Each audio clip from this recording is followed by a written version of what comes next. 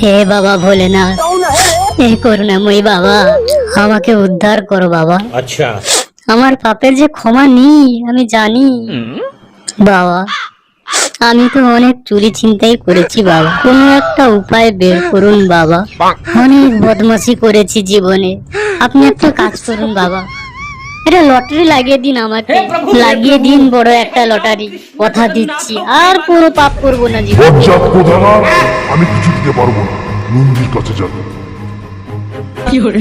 ও নন্দী মশাই, নন্দী মশাই গো, আমার প্রণাম নিও, আমাকে বড় একটা লটারি লাগিয়ে দিন না। দূর পালা এখান থেকে, তোর মতো পাপিকে কিচ্ছু দিব না।